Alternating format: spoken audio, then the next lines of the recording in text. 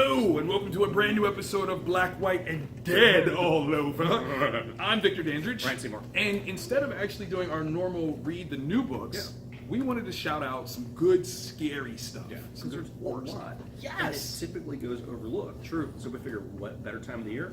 Halloween, Samhain. Let's do this. I mean, when Halloween falls on New Comic Day, it kind of speaks for itself. Yeah. Like, I think like the fates kind of were like, guys, let's do this. Do this. Now, if you can check out the books that we have here, we don't have any cross representation, but we've pretty much read all of the stuff that's here. So, I mean, you might have one or two that I've not read, but I'm eager to find out. But the main one that we've read. We were talking about that. Donkey Wish. Do you want to talk about that one first? You just want to go ahead and get that one? Yeah, because it's really, really good. Okay. It's going to be a Netflix television series. Is that? It's got to be. It's part of the deal. Yeah. It's part of the deal. If it's not part of the deal, it will revert to part of the deal at some point. Yeah. So it's something American Jesus Yes. Chosen by Mark Miller. It's one that when he initially, when I first heard about it, he was in Columbus for a convention, and he was talking about different projects he wanted to do. And one of them was like the secret origin of Peter Parker, where it was actually Aunt May was Peter's mom, and then the other one was and I'm like, he did that. But at the time I'm like, there's no. You're like, you can't do that. He did that. And he also said, Ultimate Jesus. Go for it. Now, Yeah. the caveat though is that this is only part one of that story. Right. So I've been waiting years. Years for part I think two. we're literally talking a decade at this point. Like a solid decade. Because I remember this was actually the first time that Mark Miller as a brand came into my radar, because it was part of the 4-book launch that was with 4 different publishers at the time, which is crazy. Like, that never happened, right? Like, who's got the clout to pull that off? Mark. Yeah.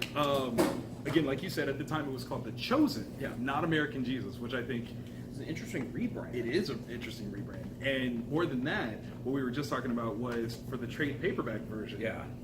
One of the scariest portions of this story has been removed. Yeah.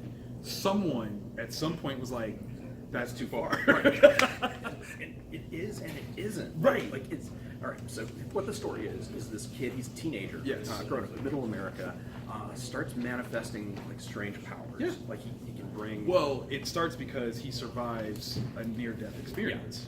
Like unscathed, unbreakable style survive. And then the powers start. Yeah. Brings a pet back to life. Yep. There's something weird with his tongue. You just have to read. You full. just gotta read it. You just gotta read it. And he comes to begin to believe that he is the second coming. And he has a support structure around him that is leading into this. Right into it. They're like, I agree. Yeah. And then there's the plot twist, which punches you so because you're reading it and you're following along. You're believing, man. Yeah. Like, I was never ending story of this kid. I'm Yeah. like, yes, you are him. You are the kid who can rename the Empress. Stuff happens, and it's so brutal. It's not even like a normal plot twist. No. Where it's like it actually hurts your brain because it's so like everything you believed is completely wrong. Wrong. Like, that's what it is. It's not even that it's not right. It is wrong. Yeah. And then the pure evil of the things that, depending on which version you get. Yeah. But yeah, it's one I can't wait for Volume 2. If you haven't read it, if you're fans of like Rosemary's Baby, or The Omen, sort of more of a cerebral where you build the horror up in your head, I would recommend checking out. Yeah, absolutely. And if you want to know about the change, I believe you can Google it. Yeah. And it'll talk about it. It'll talk about what the change is. But what I've never seen is any statement from Mark as to why it was changed. So we know that it was changed. We might have to tweet him about that and be like, so was this like a deal with Dark Horse? Image? What happened? Yeah, because that's right. It did originally come out with Dark Horse. Yeah. So maybe once it moved over to Image, Image was like, pause. Hey, listen. Can we dial back on the little bit, just a little bit? Yeah. Exactly. Yeah. Speaking of Image, what I want to talk about is Nightmare World. Now, what's interesting is that I have the 4th volume up here, which did not come out from Image. That's actually through First Comics Devils Do, but it is the work of Dirk Manning, overtly. He's the writer behind the entire Nightmare World run, but it's got a lot of different artists in it. Very talented folks. Some you know, some you've never heard of before, but you should get to know them. It's very, very important. I first encountered this series back in 2010. Okay. I believe I bought it. It was at C2E2. It was like literally the weekend I met Dirk. And mind you, this is 2010. Yeah. This other big tome that I have here had been out, Yeah. but I was not a fan of that series. Okay. Nightmare World is the first horror comic that I can truly say I fell in love with. Oh, nice. Yeah, like No, it was a really big cool. deal. Yeah, it's great. It's got a Twilight Zone feel to it, a lot of different short stories, not told in a linear fashion, but there is a linear story that's, it builds up and it becomes this big thing. Okay, so real talk, real confession time. A lot of the stories here, if not all of the stories here, are told in 8-page increments. That is literally what I built Bandage and House off of, was the 8-page story because of Nightmare.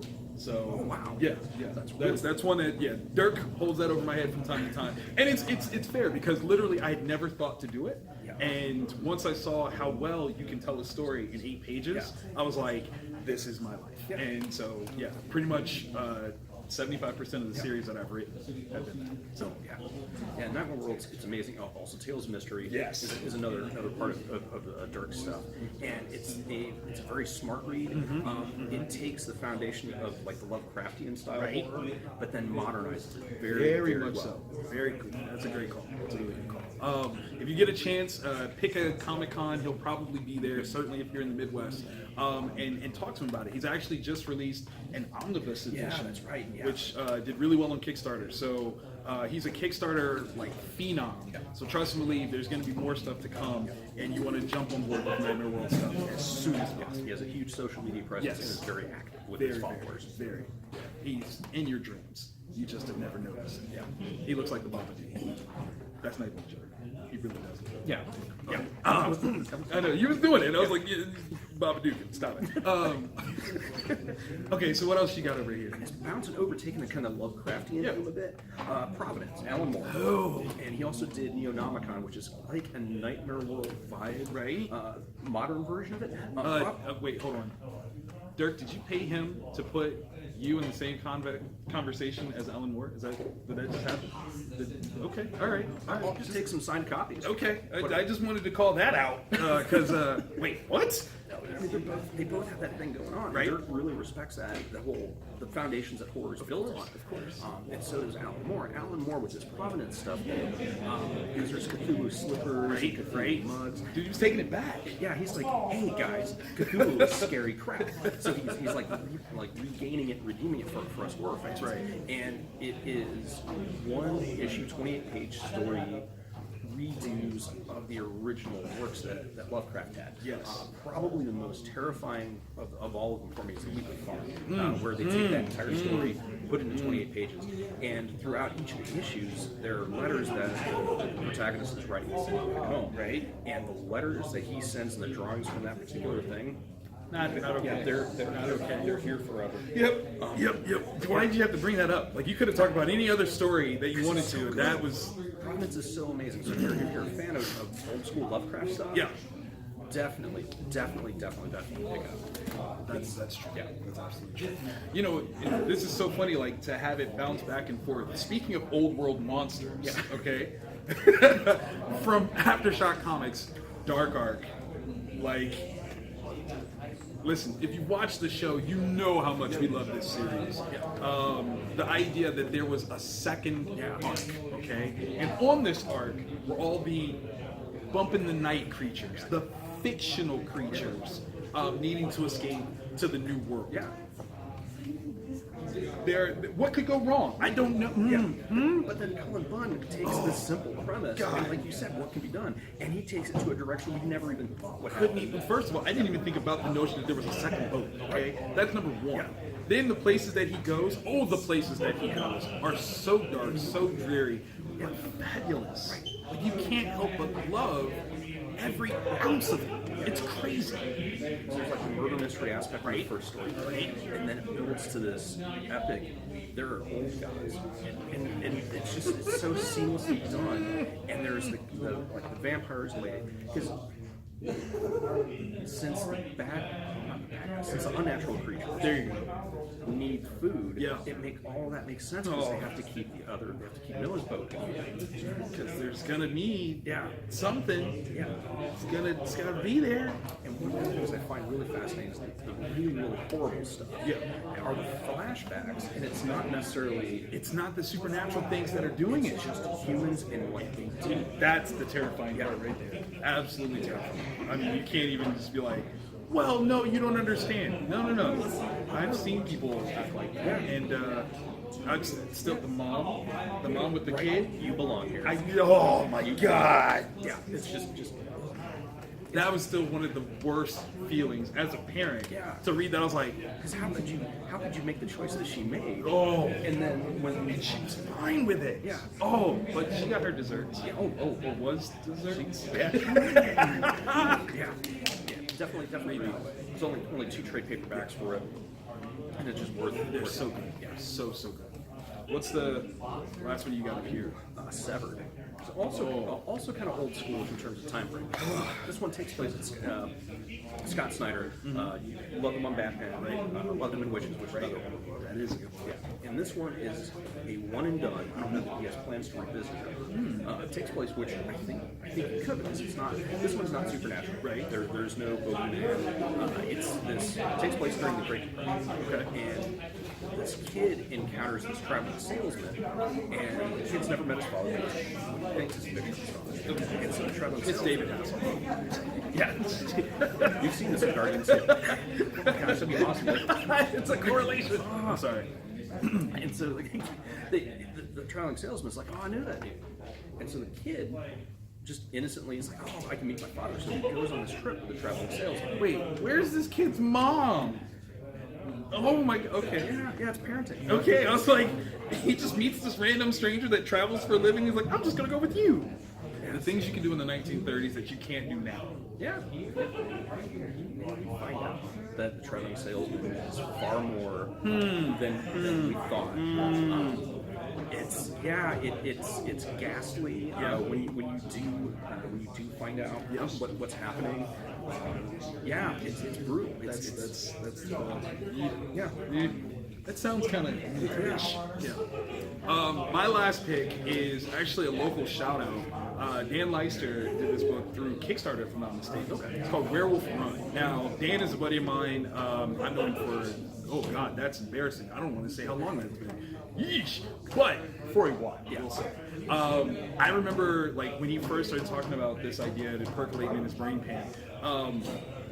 Are you a fan of American Werewolf in London?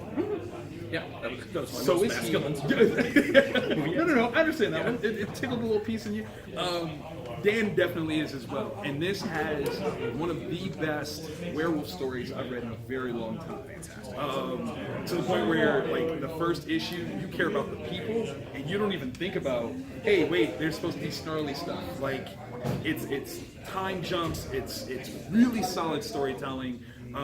Fun bits. I literally just texted him a little bit ago and cussed him out about how good this book is. Like, because that's what friends do. We're like, forget you, man. You did a great job. It's a really good book. I cannot wait for this story to continue because there has to be more based on what they wrote. Now, can you get that off his website? Right? Yes. In fact, I know he has copies that he was selling. I actually just got mine at CXC like a couple weeks ago. So check out his website. I think it's danleister.com, or follow him on Twitter. Just if you look at him, Leister, Leister. Find him and get this book because it's dope. And the more people that buy it now, the faster we'll get that volume 2. I need that volume 2 in my life. You can actually find him doing more creepy stuff on Lord of Gore. Yeah, he's a penciler for that. Yeah. So he's all about that. He also had a run on what is it, the Army of Darkness? Okay. Yeah, he did that. He did some hack slash. Clearly, he's got like a thing. Yeah, there's a vibe. There's a thing. He loves superheroes. It's fights and tights all day long. Capes and drapes made out of human flesh. That's more like him, actually. That is more like him. I was his neighbor. You don't even want to know what I know. What do you got over here is the honorable mention. Honorable mention. Penny Dreadful. Oh, it's such a good show. Yeah. It was one I wasn't hip to it at first because when I first heard about it, if you're not familiar with the show, it takes like the monster from Yes. Frankenstein, Yes. werewolves, Yes. all these characters, kind of like almost a League of Extraordinary Gentlemen, sort of, in terms of like Sort of. their concepts and Right. characters that you know. But they're all together, and at first it was just like they're just cramming stuff together, and it actually turns out that it's this amazing, horrible, Phenomenal. yeah, Phenomenal. it's terrifying. Yeah. The way they almost don't have any soundtrack Right. is really horrifying. You're It just keeps in building the tension. space. You're just in the space. Yeah. The cast of it is all-star Oh, too, yeah. man. I mean, Josh Hartnett, Billy Piper Yeah. is in it. Like, Oh, yeah, she's so well. Frankenstein, yeah, didn't. That's the weird thing, because Frankenstein made a monster, just not. not quite as we understood, Yeah. but he definitely made a monster. though. Yeah. Oh my Yes. gosh, yeah, because that sequence with her and Dorian Gray. I'm sorry. I haven't seen that in so long. I'm literally going to go back and watch Yeah, this series. it's so now. good. Oh, that was a good Yeah, one. That was really, the really good. cut wife episode was Yes. amazing. When you figure out what a cut wife is, just an amazing, Yeah.